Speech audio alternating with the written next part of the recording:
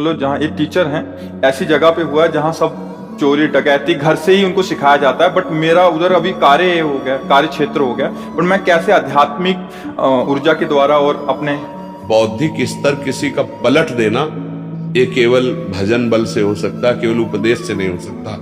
मान लो हम केवल पढ़ लिख कर उपदेश दें, इससे परिवर्तन नहीं होगा। जैसे संतों के वचनों से बुद्धि का परिवर्तन होता है, उसमें गुरु कृपा, भगवत कृपा, भजन बल, तप बल सब एक साथ लगता है, तब जाकर के सामने वाले की बुद्धि बदलती। कि भाई हम जब से सुना तब से मांस छोड़ दिया, मदिरा छोड़ दिया, गंदी बात छोड़ दी भजन की। तो ये ऐसे नहीं होता है।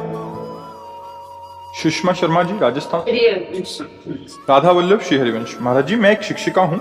मेरा पद स्थापन जिस जगह पर हुआ है वो विशेष जनजाति की बस्ती है। महाराज जिन्होंने वो लिखा है, वैसे इनका मुख्य कार्य है चोरी डकैती व्यभिचार आदि। उनके घर से ही ये संस्कार मिलते हैं उन्हें। मेरा प्रश्न है कि मैं उन्हें जिस प्रकार आध्यात्मिक राह पर लेकर आऊं वो कैसा रहेगा महाराज जी मार्ग? मतलब इनका कहने का मतलब जहाँ एक टीचर हैं ऐसी जगह पे हुआ है जहाँ सब चोरी डकैती घर से ही उनको सिखाया जाता है, बट मेरा उधर अभी कार्य हो गया, कार्य क्षेत्र हो गया। पर मैं कैसे आध्यात्मिक ऊर्जा के द्वारा तो हाँ, इसका परिवर्तन तो तभी हो सकता है जब हमें भगवान नाम जप का बल हो। क्योंकि बौद्धिक स्तर किसी का पलट देना ये केवल भजन बल से हो सकता है, केवल उपदेश से नहीं हो सकता। मान लो हम केवल पढ़ लिख कर उपदेश दें, इससे परिवर्तन नहीं होगा। जब स्वयं में हमारे तप बल होगा, भजन बल होगा, तब हम बदल सकते हैं। नहीं तो दूसरा, बहुत चोर और हिंसक को जब कोई महात्मा मिला और उपदेश किया तो उसका जीवन बदल गया। इतिहास साक्षी है, संतों के चरित्रों को पढ़ के देखो। तो खूब नाम जप करो और उनमें भगवत भावना करो। हे प्रभु, ये रूप में आकर के चोरी डकैती या जो भी गलत काम, इनके यंत्र का प्रभाव, लेकिन आप जो पावर हो वो मुझे पता है कि आप सबके अंदर। प्रभु मेरा सहयोग करो, इनकी बुद्धि का परिवर्तन करो, इनके जीवन परमानंद में आपके चरणों में लगे, ये सच्चे आचरण वाले बने। भगवान से प्रार्थना और नाम जप। मुझे तो यही लगता है कि भगवत बल के सिवा कोई किसी की बुद्धि को बदल नहीं सकता। अगर किसी का परिवर्तन हो रहा है तो भागवतिक बल से हो सकता है, बौद्धिक स्तर से किसी का परिवर्तन, वो आपका उपहास करेंगे। क्योंकि उनके हृदय में रजोगुण है, तमोगुण है, उद्दंडता है, तो वो टीचर को गुरु थोड़ी मानेंगे, वो तो आपका उपहास करेंगे, आपकी अवहेलना कर देंगे।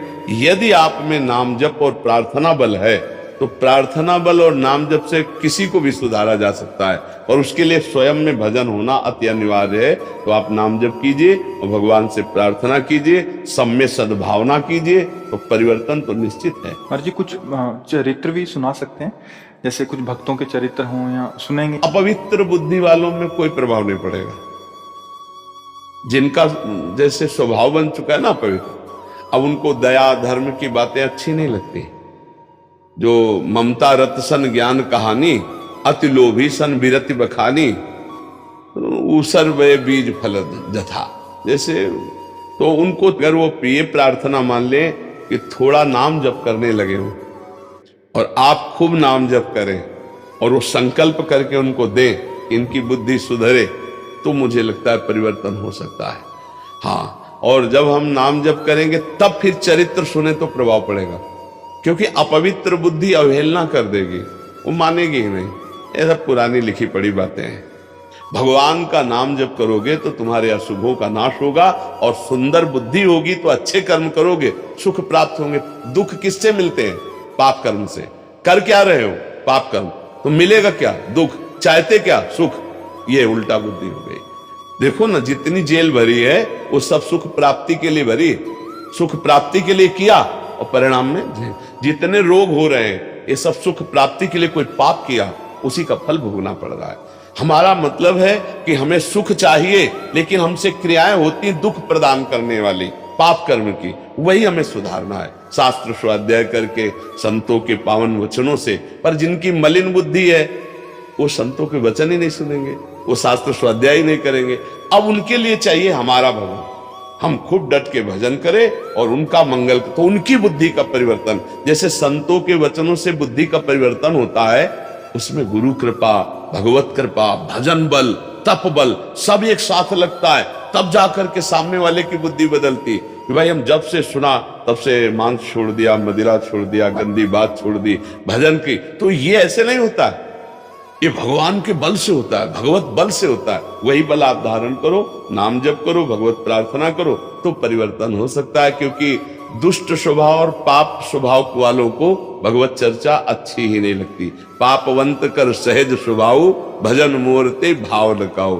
जो पे दुष्ट हृदय सोई होई, मोरे सन्मुख आओ की। पर दुष्टों का भी सुधार करने के लिए हमारे भजन से, हमारी प्रार्थना से भगवान उनका परिवर्तन करते हैं। तो ये हम कर सकते हैं कि हम देखो संत जन यही करते हैं, एकांत में भजन करते हैं कि सर्वे भवन्तु सुखिना सर्वे संत निरामया। तो उनका वो संकल्प जाता है और सामने वाले की श्रवणेंद्री से वचन जाके उसका परिवर्तन कर देते हैं। भजन बल से परिवर्तन हो सकता है, वहां बुद्धि की प्रवीणता से परिवर्तन नहीं हो सकता। अध्यात्म के द्वारा हम उनका परिवर्तन कर सकते हैं।